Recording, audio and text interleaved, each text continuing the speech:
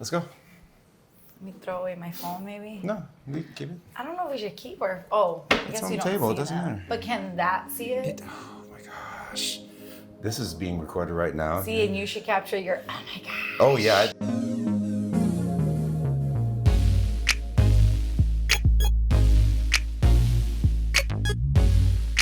Hey guys, welcome to Relationship. I just realized even this sound. So we'll have to fine. be careful. Will you stop? Just go. Just go. We're good. When you get anxious, that's gonna be picked up in sound.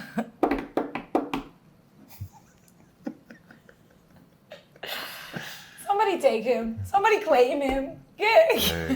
Well, we're getting there. We'll get to that one. Hi, my name is Craig Derek Jones, and this is the Lex Flex Show. I don't know, what do you call this? Relationships Reflections? Something like that? Yeah, and today we're going to be talking to me because she can't seem to get it together. Back in August of last year, we did an episode for her show where I talked about being diagnosed with avoidant personality disorder, which sucks. And we just thought we would come back, it's been almost a year later, and talk about progress. And she's watched it. She's watched me grow. She's watched me. And like, she's probably going to talk about it was a pretty bleak episode. I was pretty like nothing was going to get better. Everything's going to suck. And it was terrible. And it really hasn't. It's been, it's been okay. So if you have not checked out the Relationship Reflections podcast before, this episode is a follow-up. So I would recommend going back to the last episode. What was it titled? As You Drink Water. We'll put the title. Avoidant personality disorder. Avoidant personality disorder. So that is the episode that kind of is before this one. Yeah. And so we're doing a follow-up almost a year later to talk about that, talk about the progress and reveal a little bit more about Craig's journey, since this is a relationship podcast and you're my friend. Very true, very true. But this was your idea. Yeah, because people have asked me, how are you doing? Like some people just ignore it altogether. They know I have a problem, but they don't, how people are. And that's totally fine. Yeah. As long as they treat me like a normal human being, I don't care. Yeah. But other people have asked me about it. And mainly the most thing that people ask me about is, are you dating? Because they see me hanging out with a lot of women, because I do. Mm-hmm. But you know this. Most of the women I hang out with are my platonic friends. I don't date, so to speak. One almost got me. We will talk about it briefly. She told me I could. Yeah, I got a permission. But we'll get to that.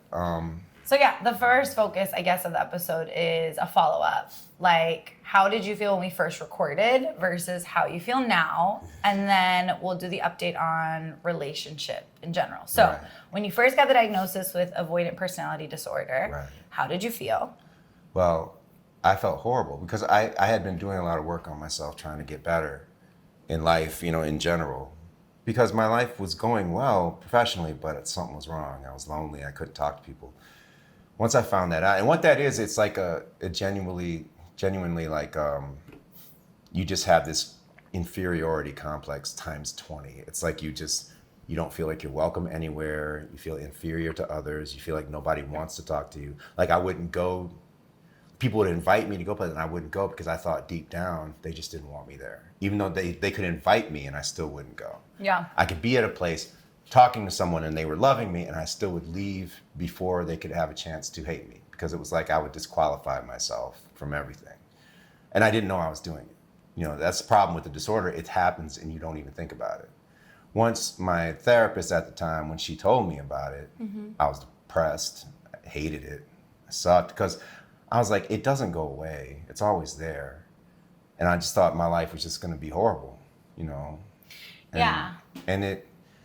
And I remember you were throughout the whole, because I hadn't seen the episode since it aired, but then I watched it again the other day, and you were just so like, but we can do this. You can get through it. You're going to, golly gee. And I was like, and I'm sitting there like, no, ain't nothing going to make it better. But it doesn't go away, but it's dormant. It's like through behavior modification, basically, I've been able to get to a place where it's not so bad. And I'm definitely more outgoing and comfortable. when I moved throughout the world where I was so uncomfortable before, I didn't want to go anywhere. You had mentioned that when I met with you to tell you about, the diagnosis, yeah. we had never been anywhere out in public before. You were like, that was the first time I met you somewhere. That you wanted to actually just like partake in outside of work. No, I didn't want to. You said, come meet me at that, whatever that place is called. Yeah, that rooftop place. Yeah, and I was like, I don't want to go there. Because then we went there, and of course, people kept coming up talking to us, and I was like, ugh. Swarming us. Yeah. No, yeah. I think that a question I guess I have, or an observation, we'll start with observation, is I think when you and I had met and you told me, and then you were like, I want to get ahead of the narrative. So you decided to do the episode because you wanted to... I didn't want to have to explain it to 30 people. I wanted one time. You wanted it one time in a controlled environment with someone you trust. Right. And plus, I mean, I've heard from people that told me they're similar, and it helps. And you wanted to help people, right? Yeah. And so... And then you don't have to be ashamed of it. It's okay. But I think what we can observe is that when you did do the episode, my mindset, and I'm always like this, is like, hey, are there techniques to get better, to be social?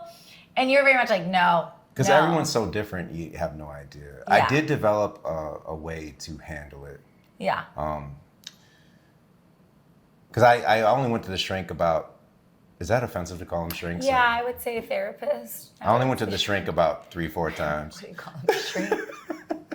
She don't care. I call her shrink to her face. She doesn't care. I believe in therapy. Okay, the therapist. I only went to the therapist about 3-4 times. Because then I'm the type, let me get something that I can work out, and then I'm going to go do it. Because she had told me I was already instinctively trying to help. You were already myself. having coping strategies. But she gave me some, but I couldn't get over the hump, and I didn't know why. She helped me figure it out. I went away for, a long time, probably about 6 months. I was on my own. Then when I went back, because there was something I couldn't figure out, she told me, she said... You're talking about before the diagnosis? No, this is after the diagnosis. Okay, so after the diagnosis. Yeah, I went and I was doing things and, working, getting a new job, getting all kinds, my life was getting better. When I went back in, she said, my gosh, you're different. You're not the same man who was shrinking in my office before. You're like this new person. You definitely have become a lot more confident. Yeah, because I remember you were like, oh, there's a swag thing happening, and Swag. But I think that comes from vulnerability. And I think there was an awareness, like you learned something, and then we got vulnerable, and I think you, this is my observation, right? Feel free to correct me if I'm wrong. Right. But I remember you saying after we recorded, you're like, that really helped. And you're like, man, you got me vulnerable. But I really believe that's biblical, scriptural, to be in community with people. But then I also think, and I talked to you about this today, there's something about walking alongside people as they're in process, not trying to fix people, but just right. That helps. Doing life with people. And I think even in that interview, I was trying not to fix, because you'd be like, no, don't even say that. But I also was kind of like, hey, at that point you couldn't have fixed it because there was nothing you could do to make it. And that wasn't even the intention, but I think it's hey, let's be positive. There has to be skills. I'll walk alongside of you. But then it was no, you did it. You were on your own journey. Right. And I just got to be a friend as you got more confident. Yeah. What do you think were the moments that helped you become confident or transition? There was one thing that I said you were kind of full of crap about, but you were sort of right during that episode. I'm just kidding. Because at one point I was telling you how, when it comes to camera stuff and, the filmmaking world, I feel totally at home. I know I'm wanted. I know I'm valued because I have a skill. Mm-hmm. And you were like, well, can't you take that and that confidence and then put it into other parts of your life? Apply it somewhere else, yeah. And no, I can't. And I still can't. But what ended up happening is one of the things that would make me feel so inferior is that I am so different. I am so odd. I always have been. And I don't know how to fit in places that aren't a bunch of artists. Mm-hmm. What I figured out is that I don't have to. I don't have to blend in. I don't have to fit in. Yeah. And I was so uncomfortable that people would be uncomfortable with me. The energy was just matched. I was like, no, I'm comfortable here. I'm a filmmaker. I'm an award winner. I do all this stuff, and this is what I do. And I'm good at it, and I'm respected. I'm sought after. This is cool. Mm-hmm. So when I go into a room with a bunch of people that aren't artists, I'm a filmmaker who wins awards, who's just in that room. So wherever I go, I am me now. It's I don't try to fit in anymore. I don't worry about fitting in anymore.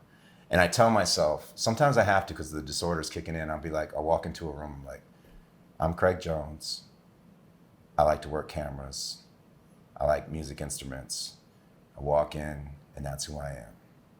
And so, because I don't fit anywhere, now I fit everywhere. Because I'm always, it's like a sovereign thing. Well, it's knowing I'm who you always are. me, so I'm moving wherever I go. And it was the therapist. relate with that. The therapist figured that out. It's She was healthy. like, "That's what I can see. That's what's happening with you. You are just always you now." So I don't have to be worried. Oh, are they going to like me? It doesn't matter if they like me. Right. There's a dependency on your environment. Right. It comes from within. Because wherever I go, this is me now. Come on. You know, and I don't have love to. And it's still hard sometimes. Yeah. Still struggles because you want to be liked. You know, and But I sometimes think we you're all not. do.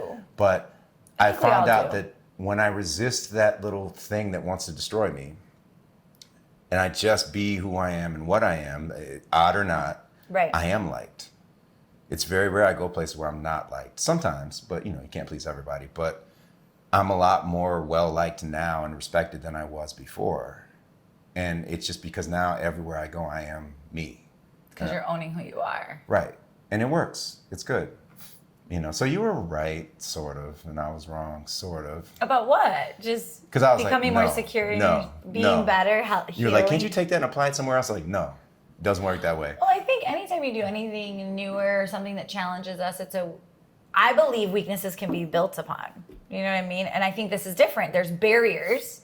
Definitely This was there's Yeah. emotional, but like, I think I resonate with, and we talked about this on the last episode, with having barriers and having to overcome it. And so finding other areas that we're really good at and just testing it out. And I remember when I said that, I was like, let's just try, even if it's not it. Yeah, And you were like, nah. No, I ain't trying nothing. Because I thought You I were was like, doomed, Igor, man. I was no, doomed. I'm doomed. I'm I'm glad you're doomed. not. I felt but doomed. you know what? And you were allowed to feel doomed at that time. Yeah, You were it allowed. sucked. It sucked. It felt bad. But now it's not so bad. Life is good. I mean, I have ups and downs. Okay. I have good days and bad. So you just displayed or communicated that a big change is now when you're in spaces, the mindset shift has been, I'm showing up as me. I'm not trying to please others or be anything. Right. What are some other changes you have noticed in yourself? Well, back then, my life is completely different. Now I have this corporate job. It's more money. They fly me all over the country, and you know, and still doing what I love, being an artist for a living, audio, video stuff. And I'm valued still. Plus, I still have my friends from the old job too, and I still keep in contact with people, and it's expanded my life. I have a pension now. I have, I feel like an adult. I have, Stability. yeah, it's Security. weird. It's strange. It's weird. I miss the nomadic thing where, the hustle and all that, but it is nice to go to the same place every day and come home. And know that I don't have to go pick up, a shoot in Grand Rapids and a shoot in, To go out to a nice dinner. Yeah, I don't have to do that now. I don't have to. You get to choose. I really take home, I'm not making any more money, but because they're taking out for all these other grown-up Right. But in your the future, healthcare, your in pension. the future, that will be good right. for me. So I'm not worried about it.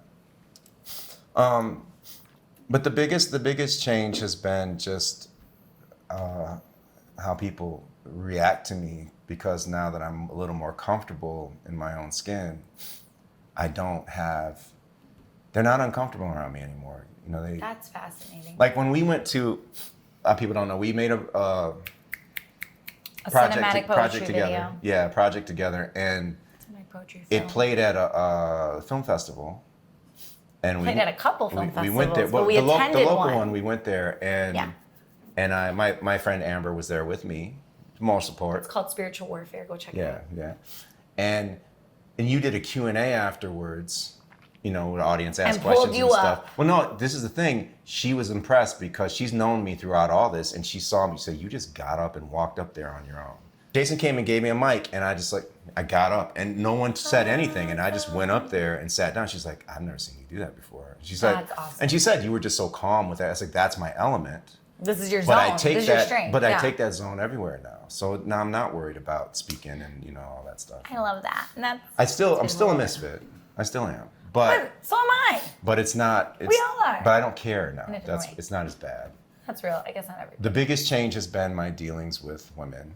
Yeah. Because before I was always worried about, the women aren't gonna like me, blah blah. I want to get in. I want to have a question. I have a question before we get into the women All part. right, okay. Because that's what everybody, they want to know. That's what.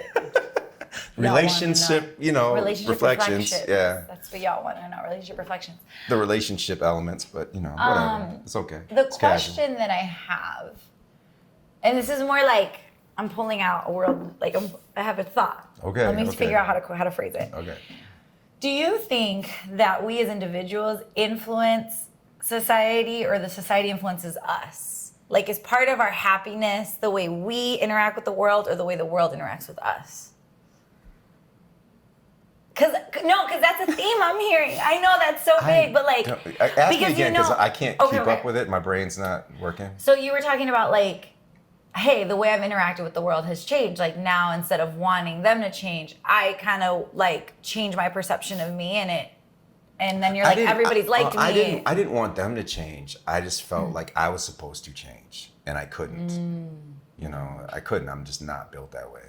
But then once I said, no, I don't have to change, then it got better, And then you also mentioned that your circumstances have changed. Like, you're like, now I have this job, like all these different things. So what I guess I'm asking is, do you think that the environment influences more of us, or we influence more of our environment? I think it's the psychology question of all time. I think it's a cat chasing his tail type thing, especially with social media, because what I realized about social, because remember at the end of our episode before, I was saying I needed to leave social media alone for a while, and I did. The reason why is because someone like me just didn't need to be seeing all that, and what it is, it's like social media gives us, they are real connections, because these are people that either you meet online or you've known. That's superficial. But the intimacy is fake. Yep. There's no intimacy. Yep. And that's what I'm missing in my life right now, is that constant, like, I don't want to just type to people. I want to talk to them. I want to hear their voice. I want to see them. And as much as I have friends and it's cool, and I'm not always alone anymore, I'm still alone too much. But see, it's not because I'm choosing to now. I want to be alone. It's just that's the way it is. Especially, I think I was telling you earlier, like, and this is by design. Most of my friends are women, which is a good thing, because when I got divorced about 9 years ago, gosh, it's been 9 years. Yeah. I didn't want to go get romantic with anyone right away. I wanted to learn how to be better with women and learn how to understand you better. So I said, so I friend zoned everybody. And some of them didn't like it, but some of them did, and they stuck around. And I do enjoy what I've learned, how to interact with women, not as mates, but as people. Yeah. And to learn to listen. That's really good. Because I didn't listen before. I didn't know how. And I forced myself to not be romantic with women. It sort of seeps out sometimes, because I'm a straight man. I'm friends with straight women. It happens, But it's real. It gets gray. So never with you. We've never had that. Never. Yeah, it's for the people who have claimed stuff. Never. Y'all are, you don't even know. Nope, never. Never.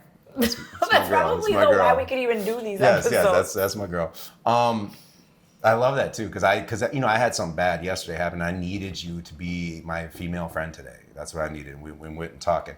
But what I was telling you earlier, and this isn't bad, but it is true. When it gets in the warmer months, being friends with women, they tend to start wanting to pair up with guys. They meet guys You're teaching me all these new things they're interested in, about. that they're interested in, like romantically. So they don't really talk to me as much. They kind of put me off, and it's not a bad thing. I don't get upset about it. It's because you're in the friend zone, and the people that want romantic, they'll spend more time with the new dude than they will with me, and that's totally natural.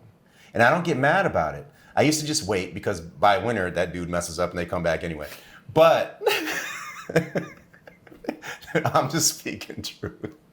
But listen to this though. Truth. What I've realized now is that I don't, because I don't need to be mad at them for that. It's just natural. The mating thing is more important than the friendship. It just happens. I don't need to cut those people out of my life. I'm not going to cut those people out of my life. I just need to open the door and let more people in. Because in the past, I would just wait until they came back. because there'd only be like 3 to 4 people in my life at a time. And then you're all sad. Now I'm like, waiting. okay, they're gone, and that's okay, because I never was mad about that. They're gone, but I'm gonna open the door up and let's see who else comes in. You know, it's like I don't need to be waiting for people to come back anymore. They're welcome to come back, of course, but yesterday, I'm not gonna go into what happened, but it was that thing where all of my deep friends that I would talk to were not around. I needed to talk to somebody in person. No one was around.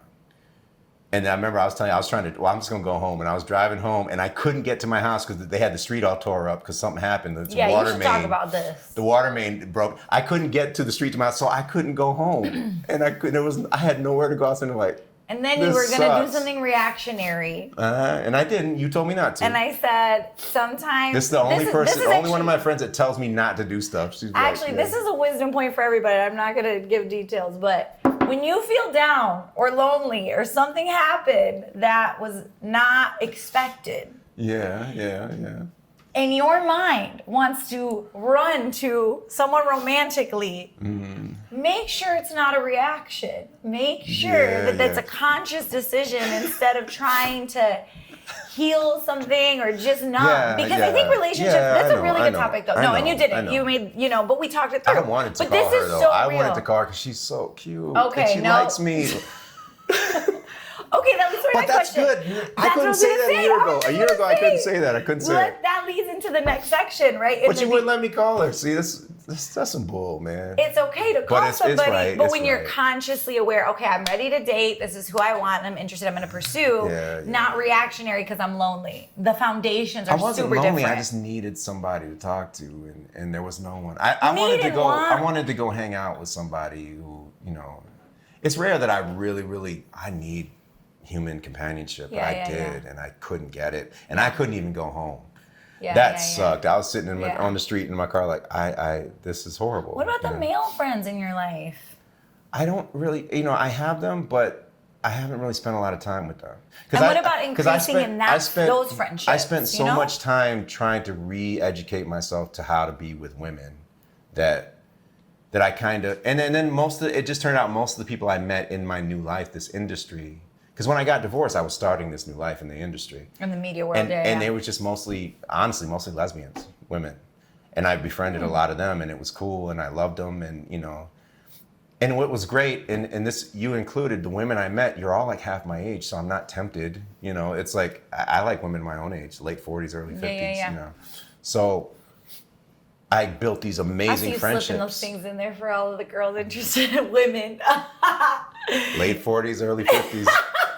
I'm your boy. That's what's up. But I like women my own age, man. But I love that. This is, I don't know where we're going, but this is progress. It is. It's because progress, and you were like, no, I'll never. No, I want a relationship. I don't know if I.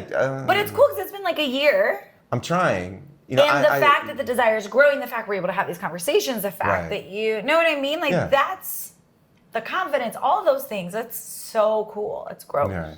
Well, I wasn't, but there was the one that she had game. I don't know what we're talking about. Because listen, this is something that's real. When we did that other show.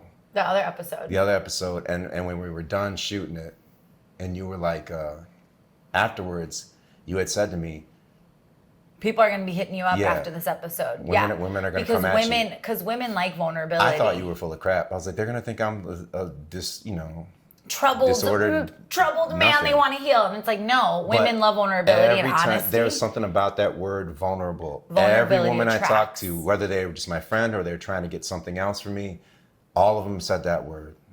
And that's something, even me being friends with women for so long and that exclusively, I didn't understand this desire for vulnerability from a man. I didn't know that was a thing. So you learn something new. Wait, can you repeat that? You didn't understand that women were in search of vulnerability, or you didn't understand that vulnerability was necessary for you as a man? Oh, I don't shy away from vulnerability. I've always been fine with it, but I didn't know that it was so attractive to women. Copy that. Someone called me a unicorn recently.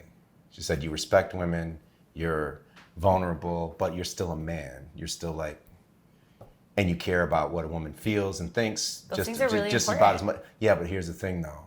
I said to her right back, I said, when y'all get a unicorn, you don't know what the blank to do with it, you know? Oh, you're saying that women don't know. What you were saying was that women, when they get unicorns, they don't know how to treat them. Yeah, because they're so used to having to do this mating ritual dance almost. It's like you sort of lie to each other, trying to put the best foot forward. You're not really honest with each other. I'm spoiled because being friends with women, y'all tell me everything. You see the honesty. Yeah, and now that there are women that actually like me romantically, I notice a veil. Like they're not telling me everything. They're hiding things from me because that's just kind of the way I'm sure I used to do it too, you know. But I also understand, even though I don't like it, I also understand that if I was to enter into a romantic relationship with a woman, there will be other forms of communication that will take the place of that I'm missing, that I just have with friends. You know, cuddling up on the couch, the holding hands, the walking together. You're saying if you got into a romantic relationship with somebody, then that would take up some of the time of the the things that I'm missing stuff. that, you know, and ultimately I want both, but I don't know if I can have both. I think you are able to have, but that's part of like, you know, health is people still have I haven't seen their partner and then they have friends that they hang but out with. I kind of want both from the same person. You know, I want that. I mean, the goal is that you want the best friend, be and in I a also relationship with somebody you're friends with. I think that is. You're supposed to. Man, I haven't been able to see it. I feel like, okay, in the Christian circles, I feel like that's what they say, that to marry your friend, to marry somebody that you built a close relationship Everybody with. says that though. But I also think the way that Christian culture is in dating, it's built that way because you're not sleeping around having sex. So you actually have to have a deep emotional connection relationship where you're spending time talking and you're processing and you're joking, and you have to show love in a different way. And if we're gonna be, you know, for real and real on your show, I don't have sex with people.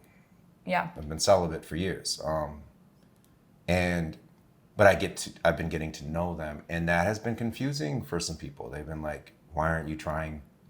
Like, when is he gonna try?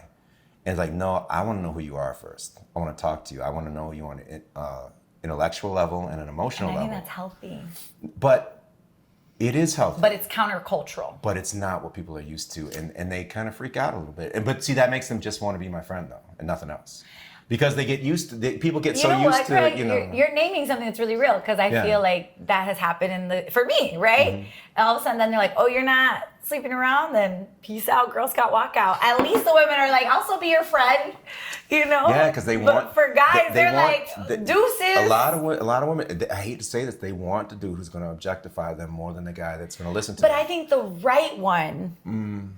If they only knew what I was thinking in my head, though, you know. But that's what I'm saying. I think the right one would stay, and that's where there's a hopefulness. At least that's what I believe, because they're right? used to being pursued, because I don't want to say most men, this is stereotypical, but some men, I'll say a lot of men, yes, that kind of is their goal initially, to be physical with a woman.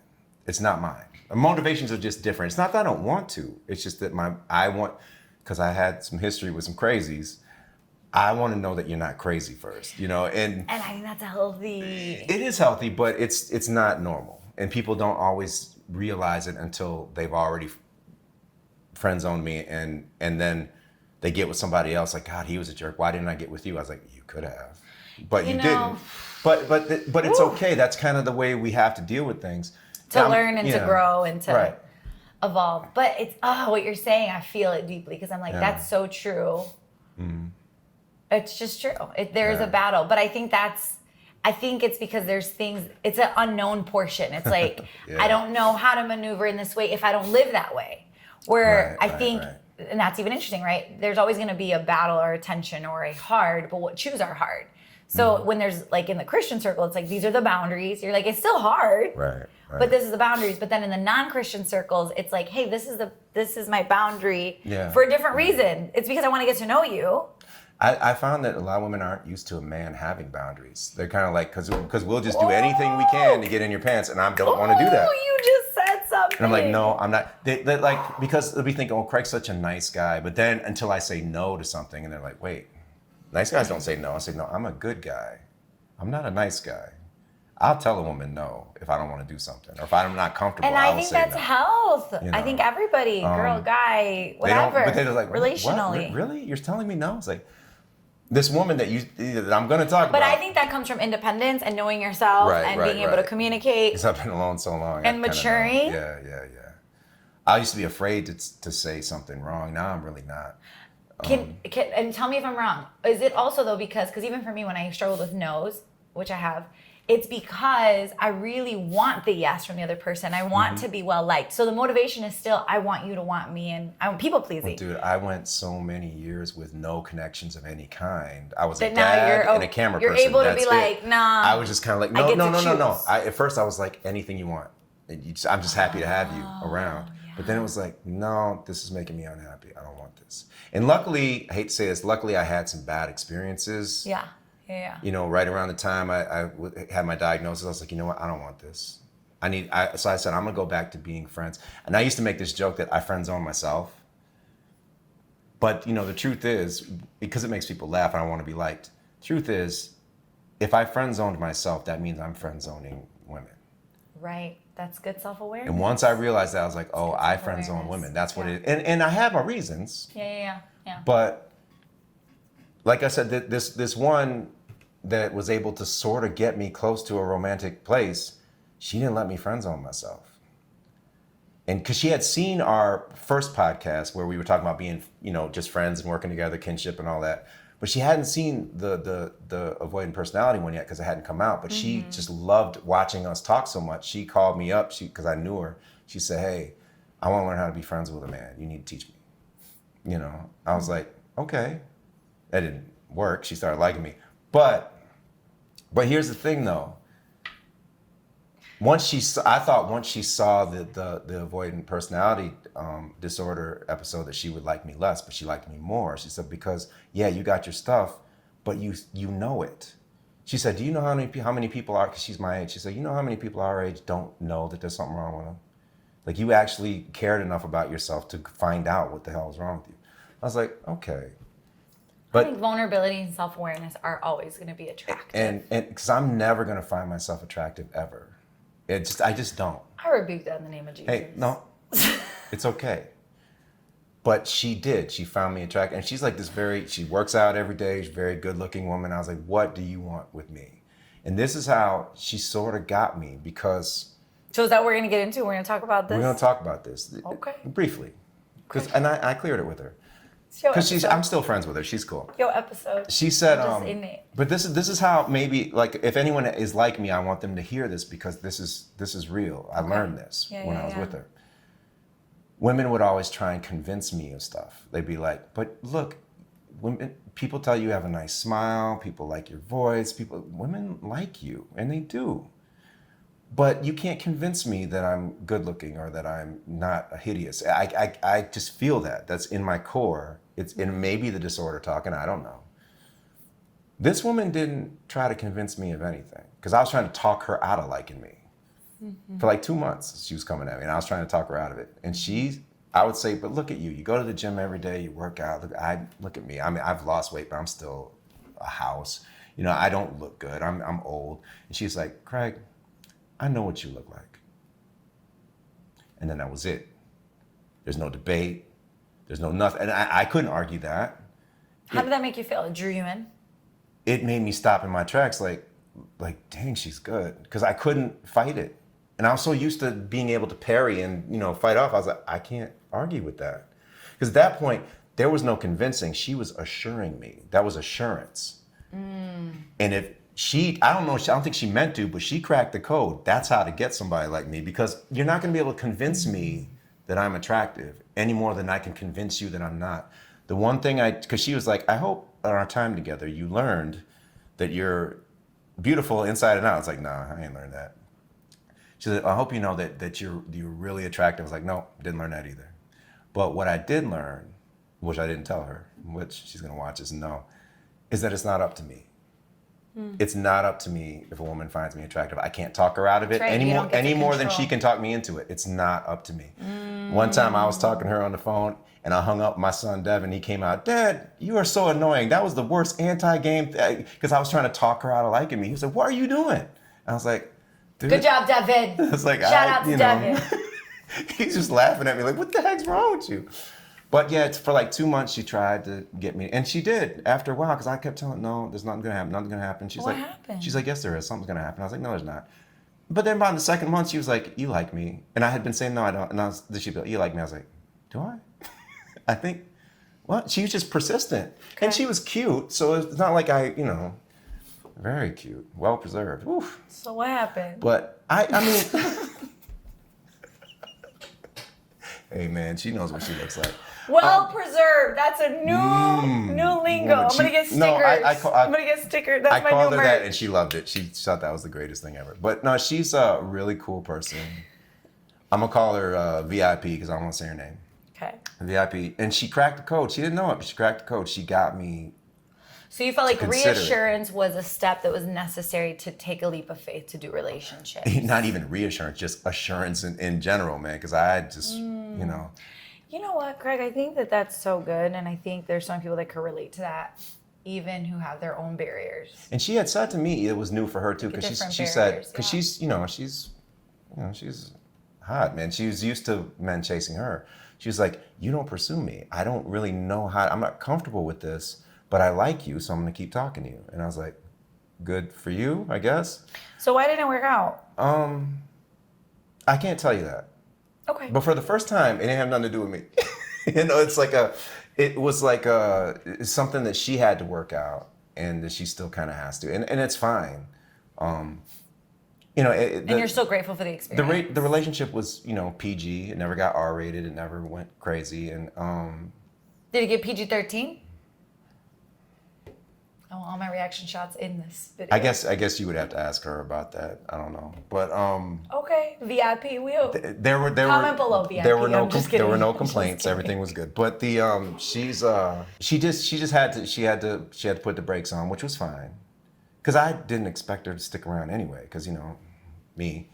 But then she would still call me, like she had sort of she had quit me.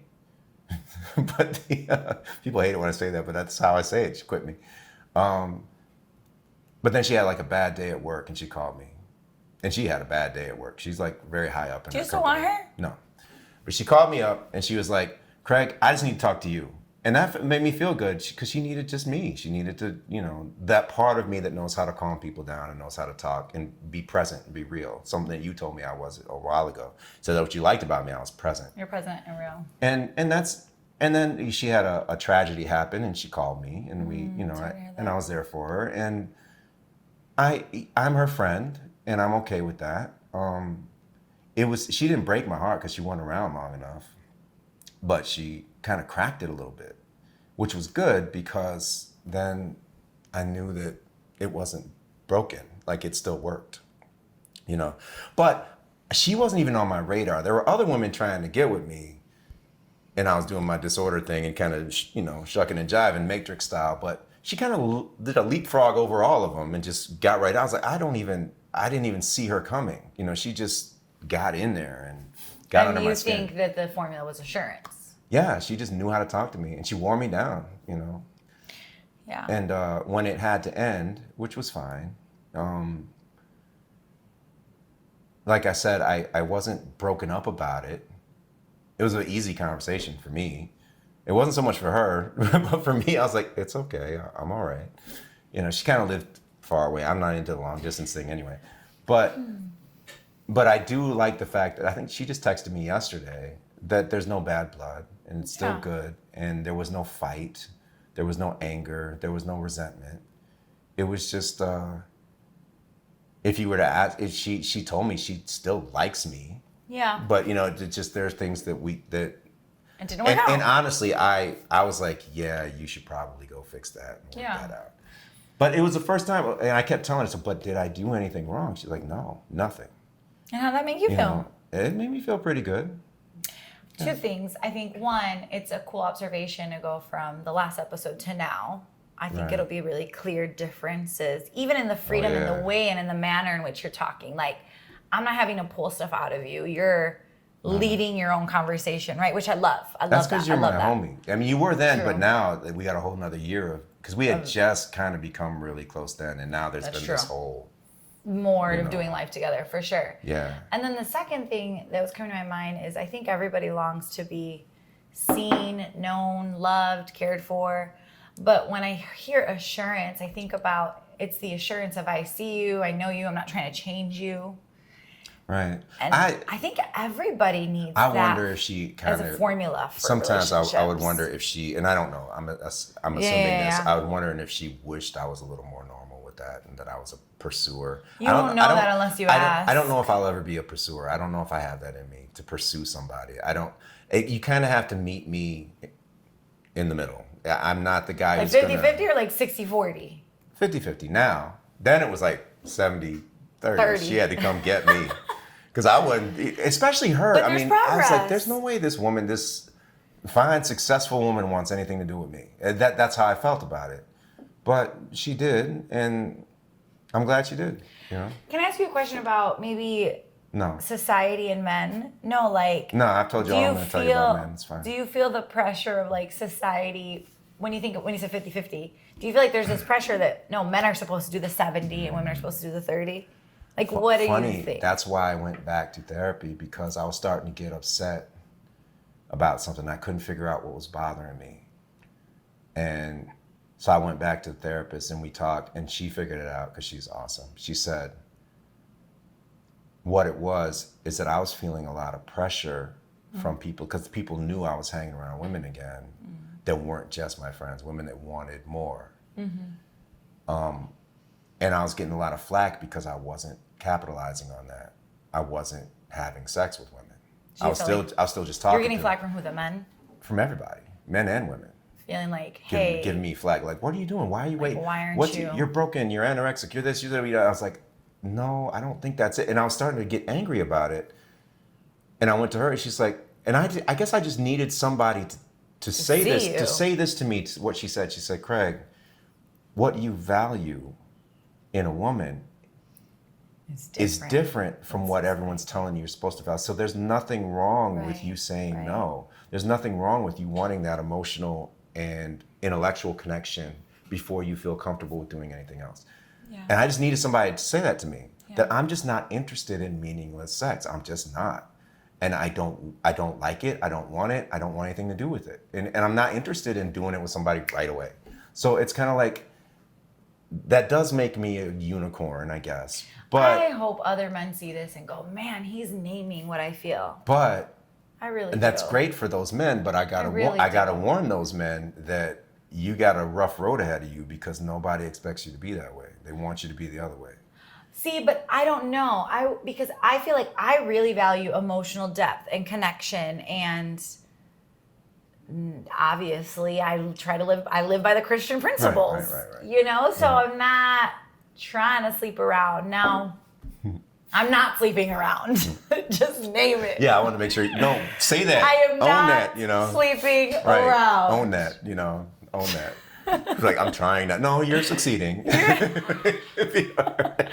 It just feels so awkward to talk about. I mean, for me. I know, and this, like, on your show, I'm not going to get as deep into it as I would on somebody else's. You know, we're going to keep it G-rated, you know, suggestive, but not get into it. But I think, gosh, this is such a good topic. I'm so glad we're talking about this. Thank you for sharing. Thank you for vulnerability. I just keep I'm vulnerable again. I think I'm just. You're being you, but I love this. But I think. All right.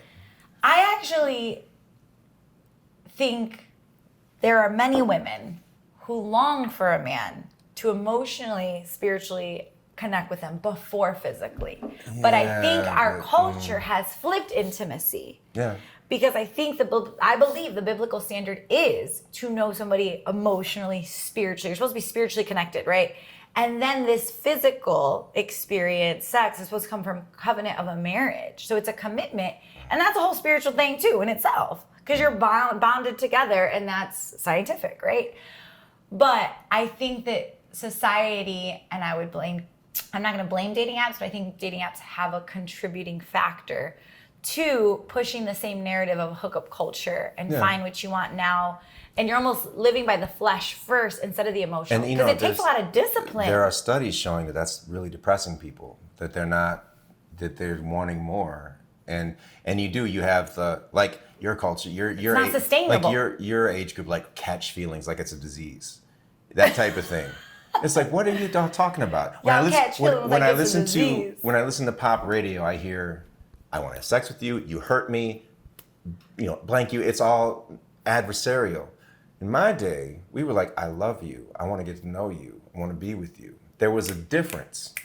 We just had a difference. But the crazy thing is, a lot of people my age, they've been infected by this hookup culture, as you call it, and they feel that way now. They feel like, if I'm not trying to get with them right away, then there's something wrong with them.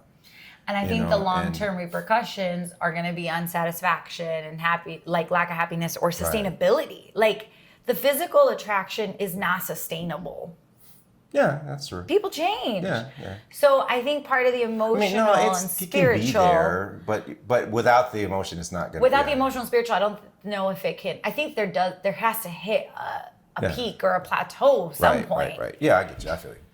But I guess I don't know because I am married. But that's what hypothetically. Well, I was married, and ups and downs. Do you think when you got married?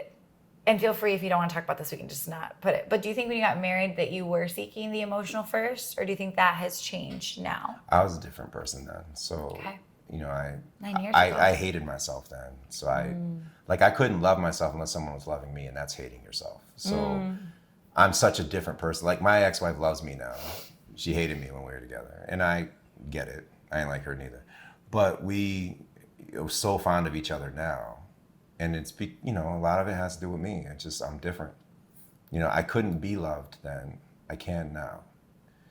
It's like how we were telling earlier, like, I don't know if I want to tell your audience because, but I am kind of obtainable now. Someone could get me, the right person. So you say someone could get you, but is it because because your heart desires that now? A lot of it came from, it's always desired it, but a lot of it came from my experience with the VIP. I was like, I could maybe do this. Do you think that gave you the confidence? And then that really pretty woman, have what it takes? That really pretty woman who I will not mention her name, who said something I will not mention, but I told you about, and it was crazy, and it made me feel really good about myself. I can't even give a code name because I give it away. You can't. Leave it alone. Just leave it alone. Thought flying away. That woman made me, because she's, a very smart, successful, intelligent, wonderful lady, and said this really nice thing to me. Okay. What little ego I have was boosted by what this woman said to me. Okay, and I'm not saying she wants to be. I'm not saying she likes me or wants to be with me. But there was something said. She finds something attractive about me because she's called me handsome before, and she said this crazy thing. So she said something to you. Mm-hmm. Yeah, and it was funny, and it was great, and that kind of thing. I don't mind it anymore. It's like I don't feel the need to argue with it as much as I used to. I still was like, knock it off. But to have someone as lovely as that say that to me, somebody that I genuinely enjoy talking to, I enjoy running into. I've known her for years. I enjoy running into her. Some confidence. To have her say that to me, it was just kind of like, it was comforting almost. Yeah. It was kind of like I could do this. Like, thank you. Do you think dating? But I can't. It ain't just I want to date now. I'm gonna get with the first person. No. Hey, no, you're not desperate. I'm not desperate. You're in process, and this is a part of the process. Yeah, but I get really not desperate because desperation will lead you to the wrong people. Too weird. Yeah. Yeah. Do you think dating is healthy or helpful for because you said that risk or that person help unlock something? Yeah, it did. The crazy thing is, I had always, and I know this is the one time I'm gonna sound bleak. I will. I really wanted to, secretly, when I got divorced and I wanted to be friends with women, the main reason was that I did want to get to know you, all of you better, okay, and know how to interact with you, which I achieved. Great. Check. But there was also another part of me who kind of said, I don't want another relationship unless she's my friend first. And I think that's healthy. But that's impossible. Y'all don't work that way. I disagree. No. I disagree. No. No, because a lot of people I've dated I was friends with first. Yeah, but they ain't around though. You know what I'm saying? It doesn't last. This new person in my life It's new. It's new. It's new. It's new. You know, I'm rooting for that one. I'm rooting for that one because I like that guy. But see, that's healthy. That's healthy. Like. I'm rooting for that guy. I like that dude. I'm rooting for him too. I don't date people I'm not rooting for. But no, the women like. Are we dating? Or are we spending time now with together? men, we're getting to know each other. I'm telling you, with men, it's a little different. We can be a woman's friend and then eventually develop feelings for her. My experience with women, once they become your friend, they really don't want to lose that. They don't want to, and they don't see you that way anymore. It depends, because I think God can and I'm not remove some veils. These are generalizations. Right? I'm sure there are exceptions. I just don't know any. Okay. I haven't met anyone. Okay. And I'm not saying that I want to lose my friendships with the women I know because I love them. You know I do. No. I have the. Is there anyone in your friends pool right now you would want to progress more than? Friends pool? Like I have a pool? I mean. You just come in and out. Yeah. Your friends group? Your lady friends? Man. Do you want them to become lady lovers? Because I don't really think about like hypotheticals. You know, I kind of deal with what's in front of me. Okay, well I'm asking you. No. Okay. So nobody blaming it on them. Because I know some. No, I don't. Because I know some beautiful, smart, amazing women that I don't think would like me that way. If hypothetically one of those girls, I think women, they ladies, would ultimately break my heart because I don't think they could get down with me, you know, the way I am. I could be wrong. But I think that's the case. And it's not that I'm afraid to get my heart broken, because my heart's been broke. I know how to deal with that. Just cry myself to sleep for a few weeks, I'm good. But that doesn't mean I want to leap head first into it if I know it's a certainty. I don't want to, you know. What assurance? And a lot of these women, I friend zoned them because they were a little crazy. So, you know. So what assurance? So just, I just don't want you to project that they're rejecting you if you don't even know. No one's rejecting anybody. Or not moving out of the friend zone. I don't know. We don't know. No one's rejecting anyone. I friend zone these women on purpose. Okay. They probably did the same thing to me. I don't know. Okay. But it doesn't really matter, you know. It doesn't because, and again, I'm kind of losing touch with some of them now because they're going off meeting dudes. But you know, they'll come back when them dudes ain't nothing. I'm sorry, it's Craig's true. rooting on their downfall. It's true. No. It's true. Kidding. It's true. I like He's rooting on their downfall. Like one of my ex-girlfriends. She's a friend of mine. She's coming up on her 20-year anniversary with her husband, and I love that. I love that. I love that too. Yeah, absolutely. You know, so I root for the people I love. And I was her man too. We were addicted to each other. We were, but talking about when you were together. Yeah, we were like, you know, when we were together years and years and years ago. You know, I wouldn't have wanted her with anybody else but me. But we were broken up. And now, and we're friends now, and I want her to be happy, and that dude makes her happy, so that's where I want her to be. I love it. You know? That's healthy. So, yeah, you know, it's, and listen, we'll briefly touch on the whole friend zone thing with women. I'm good at it. Oh, we in it. We ain't touch it. I'm good at it. But it just doesn't happen with you just because we just never are like this, but it gets gray sometimes. There are. I could see that. There are women that, especially when it's a straight man and a straight woman, and you just talk to them right on the right day. They'll look at me. Sometimes I know what it is, and sometimes I'll walk away feeling it too a little bit. But you ignore it and it goes away. Is that the scary part? Is when nature? When you both feel it at the same time. That's when it's scary. Then you need to stay away from each other if you don't want to pursue. If you don't want that, yeah, right. I think that's good. That's wisdom. And I've had to stay away from some women. You know, this past year actually, some women I've been like, I gotta leave her alone for a minute because I'm starting to. You know what though? These conversations are such progress from the last episode, which leads us to kind of wrap it up.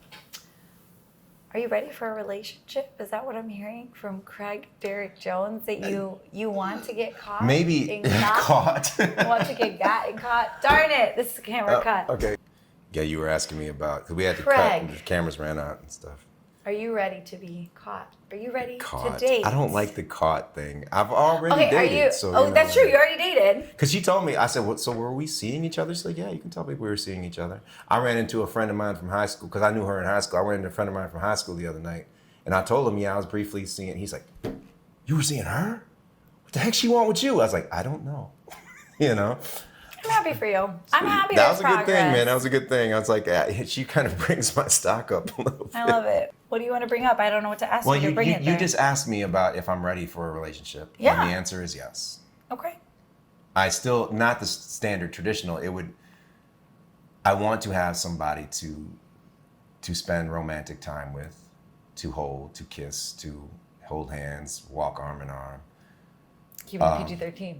Yeah, I mean, at first, I don't have the same restrictions you got. I can do whatever I want. But the artist Taylor. She's a favorite of mine. She's kind of local to our Michigan area. Mm-hmm. She has a song that's called "Tell Me Where It Hurts" or something, or "Tell Me What's Wrong" or something like that. Okay. And this song, there's two versions. I'm talking about the acoustic version, where she's playing like with a band.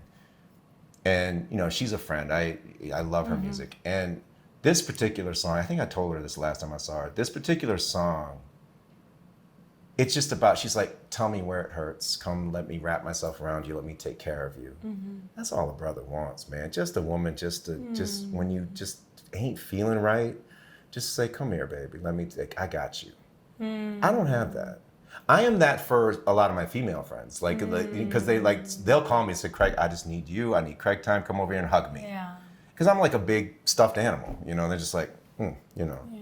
But I don't really have that because as a man, I can't have that unless I have a romantic relationship with a woman. They kind of don't, it doesn't go both ways. So I do want that.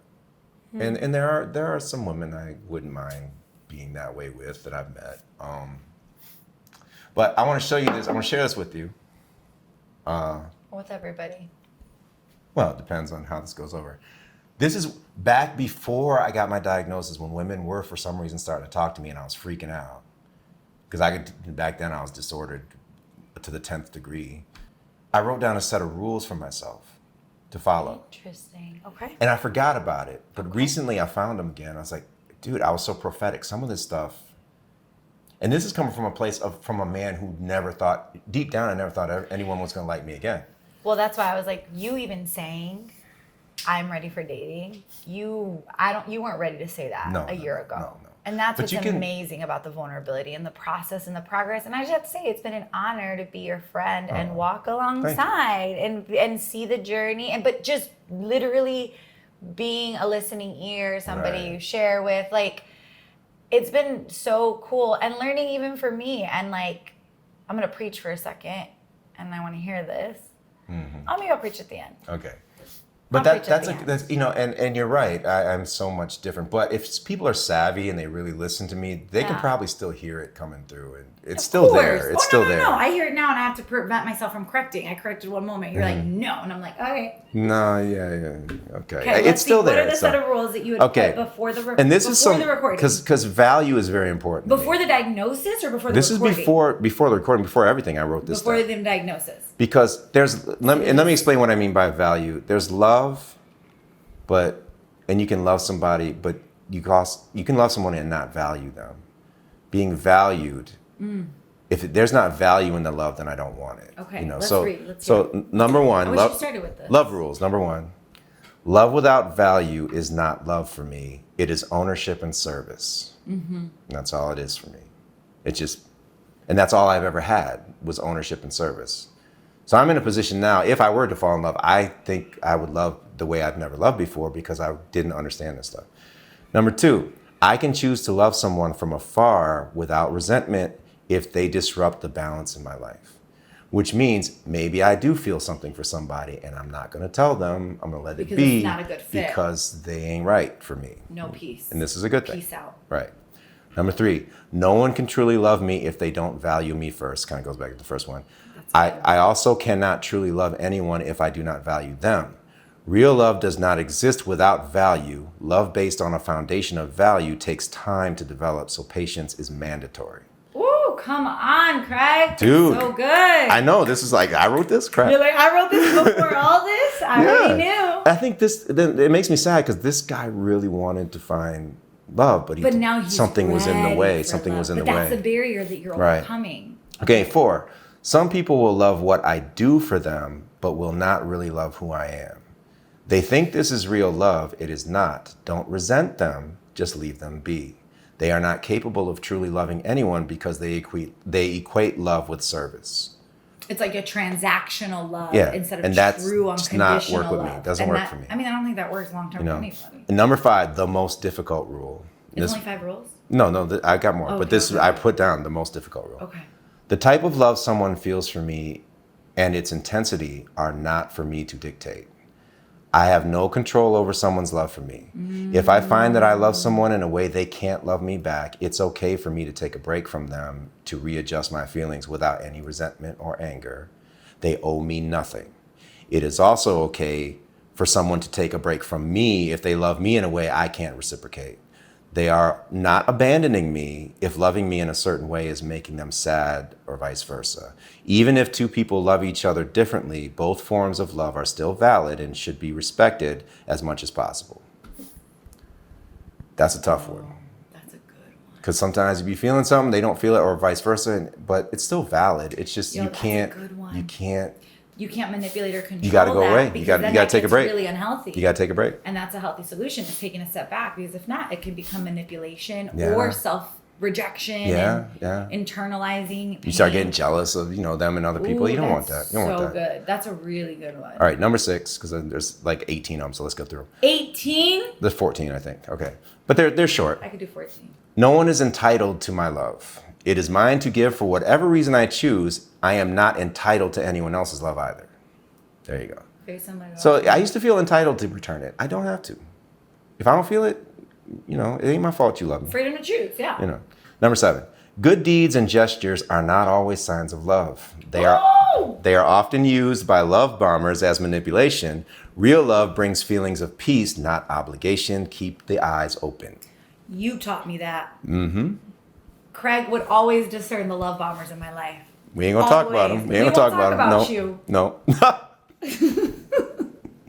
There's poetry people. I'm just kidding. Okay. Sorry. All right. Bring it back. Wow. But that's so, for the young folks out there, that's so good. Yeah. And older folks who just forget. All right, number 8. Wow. It's okay to love someone and rarely see them. We can still truly love each other even if our lives aren't compatible. And that's more for the friendship type thing. It's like I don't see you as much as I used to. I know. And that doesn't change anything because we live like an hour and a half apart now. Number 9, it's okay for the lines between it's okay for the lines between platonic and romantic love to get a little blurry at times. As long as both people respect one another, are honest with each other, and agree not to act on romantic impulses, the platonic friendship will survive and flourish again relatively quickly. But rest assured, if any type of physical romantic activity occurs, the relationship is no longer platonic, and rebuilding a strictly platonic friendship might be very difficult. Be careful with this one.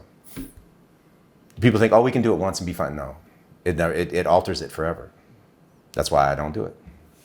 Because I value my, friends. Even when I have crushes on them, I don't do it because I'm like, nah, I don't want to be awkward. I want to be good for this person. That's so countercultural to hookup culture. Right.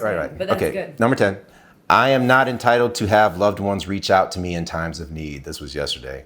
This is why I can never take anyone's love for granted. They love me because they choose to do so, and I must appreciate this if I want to maintain a healthy existence with them. Love you. Didn't even know. Right, exactly. But the Holy Spirit knew. Hallelujah. All right, 11. Whether someone moves mountains for me or just sits and laughs with me, they are actively sharing moments of their finite lives with me.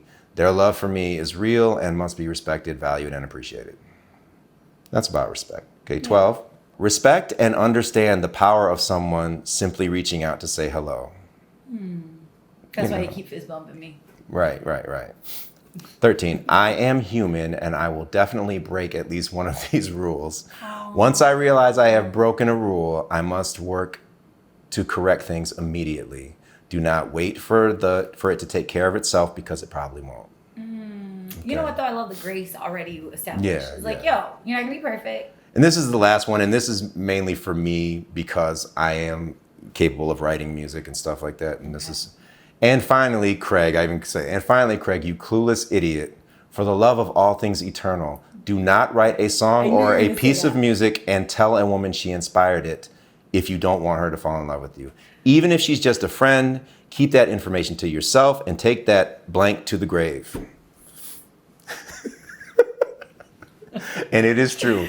I love that that's the last one. Dude, because listen, I know this is real because, they say... Here's the spell to make people fall in love with you. Don't do it. That is so good. Thanks for sharing. Those are good. Those are good. Those are good rules. That's so cool. And now you feel now like I read them every day. I read them every day now because now I'm, to where... you're out here and you're seeking a healthy relationship. Yeah, I'm God seeking willing. any relationship because, the thing about... Not any. The thing about the VIP that's so funny... Because you could have anyone right now. Not anyone. I can't. You would have certain people, but you don't want them. So you're not... Well, no. That's what I'm about to tell you. The VIP, okay, as great as she was, for about 2 months after she kind of got me interested, every night she would talk to me for like 7 p.m. to 10 p.m., those primetime hours. The other woman that liked me lost interest because she kind of monopolized all my time. She didn't mean to. Yeah. So she nuked me and nuked the playing field, so there's nobody now. It's like it was like gone. Gone. She just came in and cleared the playing field, then she dipped. And I was like, thank you, bye. It's called tilling the soil before the I guess so. There were some nice ones, and they all gone because she was just good at talking to me. To be there. And if they didn't stick around after that, I don't know. I can't bring them back now because they'd be like, oh, okay, sure, yeah. And after this episode, they definitely know the business. Nope, they're not going to come there. I didn't know she was getting me. I didn't know anything. I'm glad you got for a little bit. Almost. It really didn't turn into a relationship, but it wasn't platonic. But you said dated, right? It wasn't platonic. Right. So yeah, I hear you. Like the level of commitment wasn't. There was no commitment, but it was just. But it was. By even just talking on the phone, it was not platonic anymore. We were, more than friends. Yeah, friends plus, as she called it at the end there. So whatever. So, I'm glad you shared all that. I am going to affirm you with my words because that's who I am. I'm grateful as your friend that I've been able to walk alongside of you. And what I was going to say about preaching is that I feel like this is a really important. You're important, number one. But number two, your story and your journey has been super awesome to walk alongside because I think you're just dope. This is the best sermon ever. No, I think that people need to learn. See, I can't even be okay with that. People need to learn. Not need to. My suggestion is, what am I trying to say? I feel like in ministry, people talk about pastors are like supposed to be shepherds, supposed to lead flocks, walk alongside people. Mm-hmm. But I feel like instead, there's not all. We'll do the same thing, not all. And people want to preach how things should be done or a certain way or blah, blah, blah, which I almost just did.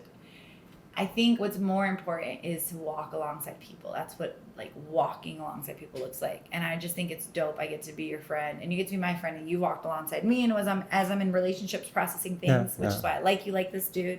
Right. And then I love being able to be your friend. And I actually think it's cool for you all that are watching, listening, that we get to share some of it, but my hope is that people feel inspired to not try to change people or heal people or force things, but there's such a beauty about being in process with one another. Mm-hmm. I'm imperfect, you're imperfect, and then we get to grow together, and then a year later, we get to share the wins and the excitements and the reflections and be even closer. And I think you are one of the best friends I've ever had in my life. It's just because you accept me. It's not, even when you don't understand me, you're like, but that's him, But you've helped teach me that. Really? Yeah, because I think. I just thought you were like. I am like that, but. Right. But when you spend a lot of, so you are like that too, I'll just be honest, right? We're like that, I'm like that to a certain point. Mm-hmm. But then when you start doing life together, right now we're in shoots driving to Chicago and coming back, we're talking about stuff. Now we've been together for 8-10 hours. I'm irritated. You're irritated. I want Buffalo Wild Wings. You're wondering why I'm always hungry. Lord. That was nasty. I didn't like that food, man. It was gross. It made me sick. It was gross. I didn't tell you that. I believe it. It was gross. I do like it, but I got sick the next day. I was really sick. That food sucked, and I still had to drive to Chicago again the next day for separate stuff. So I was super sick the next morning, though. But neither here nor there. But I think what I was going to say is that for people you love, though, there is something in you that has to grow too, to not just tolerate, but celebrate. Be like, that's just who you are, but I love that about you. And vice versa. Even though, I'm singing, blasting my Latin music in the car. Yeah. We talk a lot of mess, and we mean it. We do mean it. The stuff that's irritating, yes. We're irritated. love each other. But there's never a time where it's like, I don't want you in my life. Right, yeah, exactly. So, and I think that's part of love and walk alongside process. And that's hard for me. Something the disorder makes me sometimes think, oh, she don't want to be my friend. It just happens. You had that date. Yeah. You had that one time. Yeah. I didn't get back to you. And when I won this award. You won an award for the project we the did cinematography together. award, and you were so busy with your grant thing, you didn't have time to congratulate you. And of course you're going to be happy for me. Of course you're going to love that I won something on your project. But in my that disorder was like, she hates me now. You're like, she's mad at me. She's mad at me. She didn't. And because her name's not on the award. It's just mine because I was the cinematographer. Blah blah blah. And there's no way that would ever happen. But that disorder kicks in. And I was really glad you told me though. And then I was like, no, not at all. Right. Like, of course you're going to be happy. Of course you're going to be all excited. The fact I was in South Carolina on business when I told you. Yeah. And you're like, oh my gosh, I wish you were here. We'd celebrate. That type of thing. I was like, I'll take you out. Let's go. That's awesome. Right. Yeah. No. And that immediately I felt, so much better. Because I know it. I know here, but deep down that thing just goes, no. See, but this is good. Back to the assurance. But the people who love you in any facet, this is, again, anybody listening, even for myself, I need assurance sometimes. People don't see that. You get to see that. I think everybody does. Everybody needs You think so? Oh, you mean everybody needs reassurance? Yeah, they do. Last cool story, when we were driving, because it's just cute, we were driving home from the gig last week. We were driving home from Chicago. Not even last week, it was this week. We were doing, yeah, technically. It was this week. But we were, because we did a corporate gig, video gig. And I told her, I said, if I ever get married again, you're going to have to, unless the woman has some, concrete person she needs it to be, it's going to be you doing the officiating. I get to officiate the wedding Yeah. because I'm the minister. And of course, but I think most any woman who knows me would know that, yeah, it would have to be you. I feel so honored. And you've done it before. It's not like it's but you were so giddy, and I was like, it's not that big a deal. You're like, no. I feel so honored. On that note, we should cut this episode so we can end on that high note. And it's documented that if Craig, no, just kidding. If I get married, I do want you to be the person up there doing the marrying. Unless she has, some childhood minister or something. But anybody, like I've mentioned before, my friend Amber says that I am a pre-existing condition. So if any guy gets with it, they have to deal with me. I like that terminology. The most vibrant, florally. Anybody who gets with me, I'm sure you're going to make them feel right at home, and they'll love you. They'll be like, you're amazing. Craig's great. Never mind. They're not allowed to call me when you guys get into fights. No. Because I'm your friend. Right. I get custody of you if we break up. That's what it is. Okay. Got it. Same, vice versa. I don't care if I'm friends with your dude. True. Craig's nice to you in public. I'm always nice to your dudes, but when it's done, I'll be like, "Cause brother, I'm gonna be here longer than you, so." So I go where you go. You get custody of me, and that's it. Nothing against you guys. I always give them daps when I see them. I'm like, hey, your exes, but I'm with you. I almost said something, and then I'm like, let me leave it. On that note, have a great night. Cheers. Not that there's nothing in here, but I got a little bit.